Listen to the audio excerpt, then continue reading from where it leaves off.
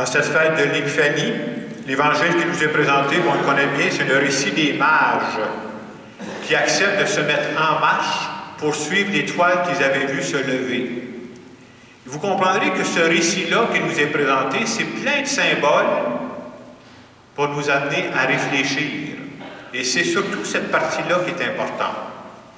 Premièrement, on pourrait dire que les mages avaient toutes les raisons du monde de ne pas suivre l'étoile. Pourquoi? Bien, premièrement, ils ne savaient même pas où ils allaient. Deuxièmement, il faut savoir que le voyage supposait des déplacements qui étaient difficiles, puis même dangereux. Et troisièmement, ils n'avaient aucune certitude qu'en se mettant en marche comme ça donnerait quoi que ce soit. Donc, vous voyez tout ce qu'on veut nous passer comme message quand on prend ce contexte-là, et on veut nous dire que de toute façon, les mages, c'était des gens qui cherchaient quelque chose d'autre. Et c'est ça qui est beau. C'est qu'ils acceptent de se mettre en marche pour chercher quelque chose de nouveau, quelque chose de différent. Ils ont soif de quelque chose de différent dans leur vie. Et l'Évangile va nous dire que finalement, l'étoile qu'ils avaient vue se lever va s'arrêter au-dessus de l'endroit où se trouvait l'enfant. C'est quoi le message qu'on peut trouver pour ça, pour nous autres? C'est pas de chercher des étoiles dans le ciel, c'est pas ça du tout que ça veut nous dire. C'est de nous dire que une des bonnes façons de s'approcher de Dieu dans notre vie, c'est de trouver son étoile. C'est important de savoir quelle est mon étoile à moi. L'étoile qui me fait vivre, l'étoile qui me motive dans la vie, c'est le lieu privilégié où je peux rencontrer Dieu. C'est le lieu où Dieu vient m'inspirer. Il y a un autre message aussi qui sort à travers cette fête des mages. Vous savez, les mages, ça représente les gens qui venaient de l'extérieur. Ils n'étaient pas comme les Juifs, là. Ça venait de l'extérieur, ce monde-là. Le message qu'on veut nous passer en cette fête de l'Épiphanie, c'est que Dieu a prévu une étoile pour tous et pour toutes. Vous savez, au tout début, Israël croyait que, comme il était le peuple choisi, que Dieu manifestait sa bonté seulement à son peuple, pas aux autres, seulement à eux autres. Ça a pris des siècles avant qu'ils comprennent que Dieu ne s'adressait pas juste aux gens d'Israël, mais qu'il s'adressait à tous les peuples. Et c'est quoi la bonne nouvelle pour nous autres aujourd'hui? La bonne nouvelle, c'est de croire que Dieu a prévu une étoile, comme je disais tantôt, qui nous fait avancer, pour toute personne, sans exception. Nous autres, on est dans l'Église ce matin, là, malgré le grand froid, on est ici, là. C'est parce qu'on croit en ce Dieu-là. Est-ce que Dieu a prévu une étoile pour nous? Oui. Il y a des gens qui ne croient pas, même qui se disent athées. Ah, ça veut-tu dire que Dieu n'a pas prévu d'étoile pour ce monde-là? Non, non, non.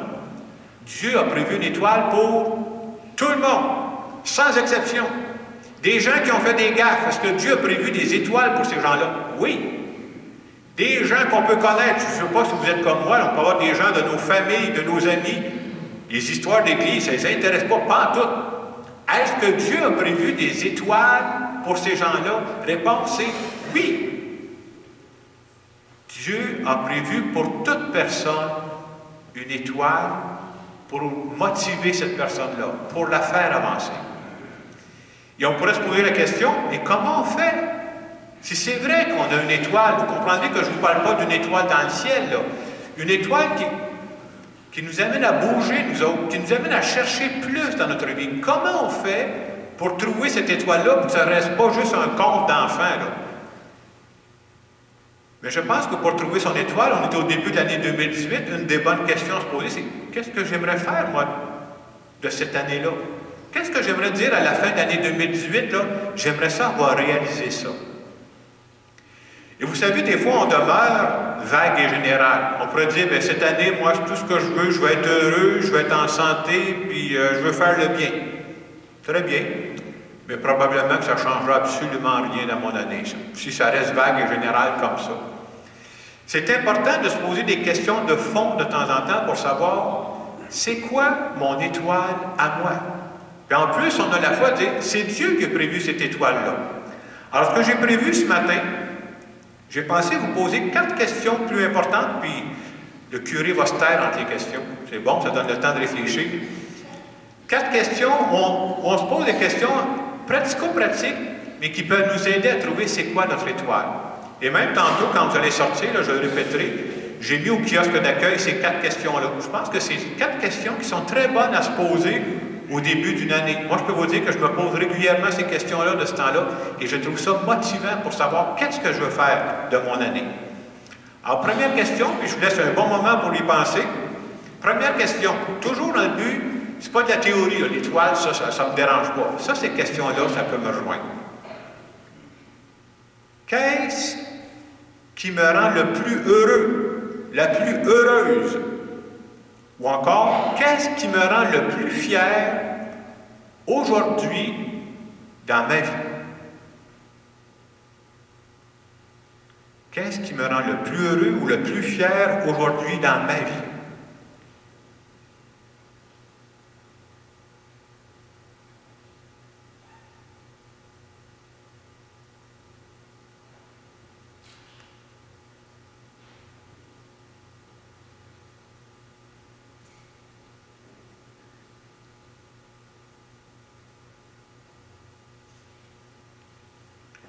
Deuxième question qui va toujours dans le même sens, toujours pour nous aider à trouver. C'est vrai que j'en ai une étoile ou c'est juste une histoire qu'on nous compte?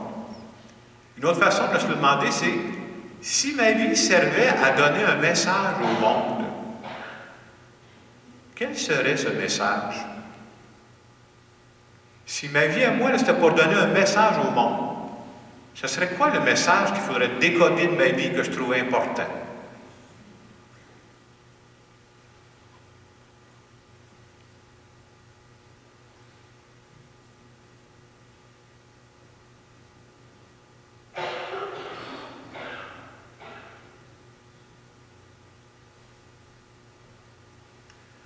Troisième question qui peut nous aider à trouver notre étoile. Moi, dans ma vie, dans ma façon de vivre, qu'est-ce que j'aime apporter aux gens? Qu'est-ce que j'aime donner?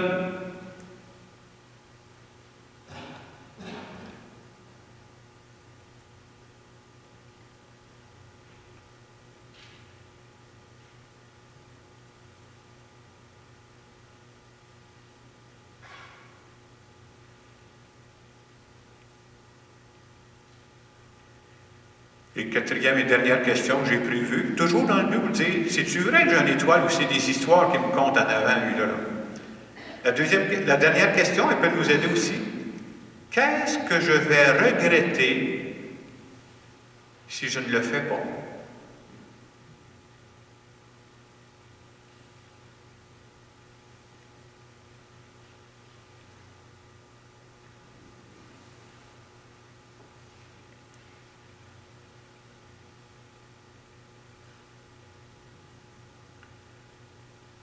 En cette fête de l'Épiphanie, moi je crois vraiment que Dieu a prévu une étoile pour chacune d'entre nous. Mais des fois, on se fait tellement prendre dans l'activité qu'on ne se pose plus ces questions de fond. Et c'est ces questions de fond-là qui nous font vivre. Et vous remarquez que dans les 4 questions que j'ai posées, ce n'est pas nécessaire d'être croyant pour répondre à ces questions-là. Toute personne de bonne volonté peut répondre à ça. Ça change quoi d'être croyant? Bien, cette fête de l'Épiphanie vient nous dire, vous savez, quand ils ont suivi l'étoile, les autres qui ont trouvé l'enfant Dieu. Ça vient nous dire, quand moi je sais plus où est mon étoile dans ma vie, ça m'indique à quel endroit je peux rencontrer Dieu. C'est d'abord là où je veux rencontrer Dieu, moi, dans ma vie. L'étoile, là, c'est là. Dieu m'attend. Dieu m'inspire à cet endroit-là. Et j'ajouterais ceci, je ne sais pas si vous êtes comme moi, mais je disais tantôt, je connais des gens, moi, qui, la foi, ça ne dit pas grand-chose, là. Moi, je suis convaincu qu'il y a des non-croyants, qu'il y a des gens qui se disent athées, qui sont beaucoup plus proches de Dieu qu'ils pourraient le penser. Oui, pourquoi? Parce qu'il y en a une étoile, puis ces gens-là, ils cherchent à faire du bien. Ça peut être des gens de nos familles, ça peut être de nos amis.